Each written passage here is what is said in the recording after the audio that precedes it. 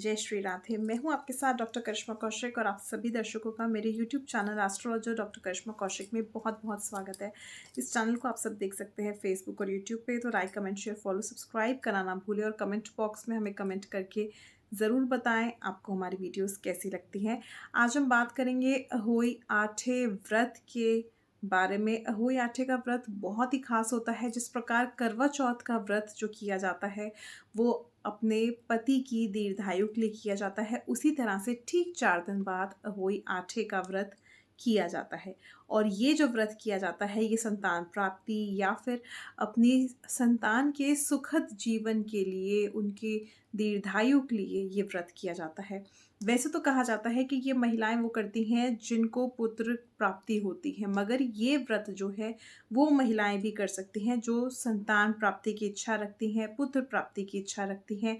हालांकि मॉडर्नाइजेशन है, यहाँ पर जो है लड़का लड़की को बराबर की नज़र से देखा जाता है। ऐसा कुछ नहीं है कि लड़की हो गई या लड़का हो गया, ऐसा कोई भी जो है हम ये चीज़ें नहीं मानते हैं और ये चीज़ मानना भी अपराध होता है, क्योंकि देखा जाए तो कहीं ना कहीं लड़का और लड़की बराबर के ही होते हैं। मगर फिर भी लोगों के कहीं न कहीं मन में ये ज़रूर होता है कि एक संतान प्राप्ति हो, जो पुत्र हो और हमारा वंशज जो है आगे बढ़े। तो कहीं न कहीं ये व्रत हर एक महिला कर सकती है जो संतान प्राप्ति की इच्छा रखती है। अब लड़का या लड़की ये तो मैं आपको नहीं कहूँगी, मगर हाँ, ये व्रत हर एक संतान के लिए किया जा सकता है। अब वहीं पर अगर हम बात करें इस व्रत की, तो ये व्रत बहुत ख़ास होता है। इस व्रत के दिन जो है अहोई आठे पे, यानी जो तिथि पड़ती है वो कार्तिक मास के कृष्ण पक्ष की अष्टमी तिथि पड़ती है। इस बार जो तिथि पड़ रही है उदय तिथि के अनुसार सप्तमी तिथि मानी जाएगी, मगर ये तिथि जो है संध्या काल में 5:20 पे शुरू हो जाएगी। तो कहीं ना कहीं जब पूजा होगी तो ये अष्टमी तिथि लगी रहेगी। और जो चंद्रमा जो महिलाएं देखती हैं, वैसे तो तारा देखा जाता है, मगर कुछ महिलाएं होती हैं जो चंद्रमा के दर्शन करती हैं इस दिन। तो तारा भी आप इसी तिथि में देखेंगे, चंद्रमा दर्शन भी इसी तिथि में करेंगे, क्योंकि ये सुबह तिथि अगले दिन यानी 18 अक्टूबर 2022 को 11:52 पे समाप्त भी हो जाएगी। अब अगर हम बात करें, इस तिथि का महत्व बहुत अधिक होता है और साथ साथ अगर देखा जाए तो जिस प्रकार मैंने आपको बताया कि पुत्र प्राप्ति के लिए, संतान प्राप्ति के लिए, उनकी दीर्घायु के लिए, संतान की दीर्घायु के लिए, सुखद खुशहाल जीवन के लिए ये व्रत किया जाता है। अब वहीं पर इस दिन जो है पूजा जो है अहोई अष्टमी पर अहोई माता की जाती है। आप सभी को जो है मार्केट में दिखता होगा कि एक कैलेंडर होता है, उसमें अहोई माता बनी होती हैं और साथ साथ स्याऊ बने होते हैं। तो इन सब की जो की जाती है और साथ साथ इस समय पर जो है माताएं जो करती हैं पूजा, वो अहोई माता की करती हैं। और साथ साथ अगर देखा जाए तो स्याहू की भी पूजा की जाती है इस समय पे। और साथ साथ आपने देखा होगा, या जो महिलाएं घर में करती हैं, अगर घर में नहीं भी करती हैं तो वो चांदी के मोती धागे में पिरो करके और स्याहू का पेंडेंट ये ज़रूर धारण करती हैं गले में।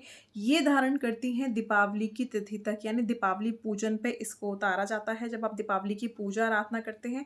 और साथ साथ जो कलश में पानी भर के रखा जाता है वो थोड़ा सा तारे को अर्घ दिया जाता है।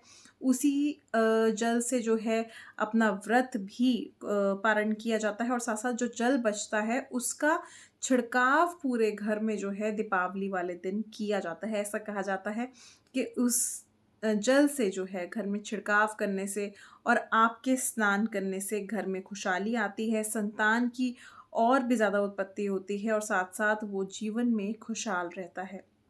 तो इस तरह से होली का व्रत करते हैं। साथ साथ इस दिन जो है माता की कथा सुनते हैं। माता की कथा कभी भी खाली हाथ नहीं सुनी जाती है, इसीलिए गेहूं के 7 दाने, कुछ पुष्प रख करके, अगर गेहूं नहीं है तो चावल के 7 दाने और कुछ पंखुड़ियां पुष्प की रख के आप जो है कथा ज़रूर सुने। वहीं पर इस दिन जो है माता को आप 8 पूड़े, 8 पूड़ियों का भोग ज़रूर लगाएं। पूड़ियाँ ज़रूर बनाएं इस दिन 8 जो है। और इसके साथ साथ चाहे आप गुड़ के पूड़े बनाएं, तो इस तरह से 8 पूड़े का भोग ज़रूर लगता है। सिंगाड़े का भोग भी इस दिन आप लगा सकते हैं।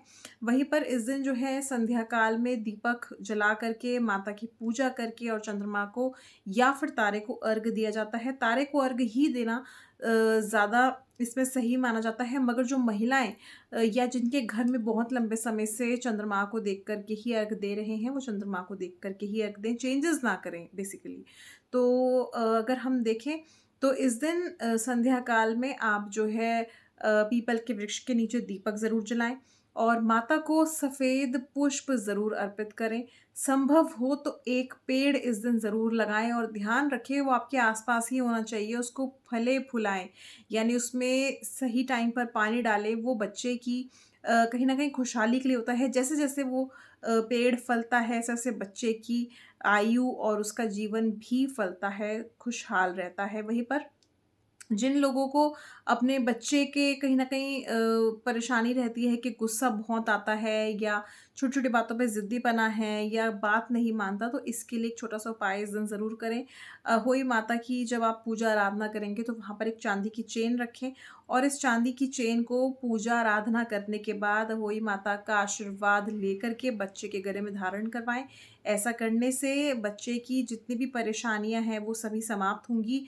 मन शांत रहेगा, तनाव मुक्त बच्चा रहेगा और इसकी वजह से पढ़ाई में भी मन लगेगा। इस बार का जो व्रत पड़ रहा है वो सोमवार का पड़ रहा है। सोमवार का दिन सबसे पहले तो देखा जाए तो भगवान शिव, माता गौरी का माना जाता है और इस दिन भी अगर देखा जाए तो भगवान शिव और माता गौरी की ही पूजा आराधना होती है। तो सोमवार का दिन और होई आटे का व्रत बेहद ही खास संयोग बन रहा है। इस दिन शिव योग भी है, इसलिए भगवान शिव की उपासना इस दिन ज़रूर करें। जो लोग संतान प्राप्ति चाहते हैं, वो लोग इस दिन भगवान शिव की उपासना ज़रूर करें, उनका दूध से अभिषेक करें, शिवलिंग का अभिषेक करें। साथ-साथ आज के दिन भगवान श्री गणेश जी की प्रतिमा ज़रूर घर पे लेकर के आएँ। वैसे तो इस दिन जो ये व्रत किया जाता है, भगवान श्री गणेश जी की पूजा के बिना ये व्रत अधूरा माना जाता है। वैसे तो कोई भी अगर हम पूजा आराधना करते हैं, भगवान श्री गणेश जी को ज़रूर पूजते हैं। उसी प्रकार इस व्रत को करने से पहले, संकल्प लेने से पहले भगवान श्री गणेश जी को एक बार याद ज़रूर करें। साथ-साथ आप जो है जब पूजा आराधना आरंभ करेंगे तब सबसे पहले भगवान श्री गणेश जी की पूजा आराधना करें, उसके बाद व्रत जो है आरंभ करें और इसके साथ-साथ भगवान श्री गणेश जी से ये मनोकामना ज़रूर करें कि आपके घर में भी संतान प्राप्त हो, बुद्धिमान हो, सौभाग्यवती हो, दीर्घायु वाली हो और ऐसे करके माता से आशीर्वाद लें। तो इस तरह से होई आटे का व्रत करें और संध्या काल में अपने मुख्य द्वार पे दीपक ज़रूर जलाएँ ताकि आपके घर में भी रौनक रहे और आपके घर में कभी भी अंधेरा ना हो। आपके जिस प्रकार आपके संतान के जीवन में हमेशा खुशियाँ और रौनक, रोशनी रहनी चाहिए। होई आटे की बहुत-बहुत शुभकामनाएँ आप सभी महिलाओं को। हमेशा आपकी संतान जो है सुखद और सौभाग्यवान रहे। ये मेरी मनोकामना है। नमस्कार, जय श्री राधे।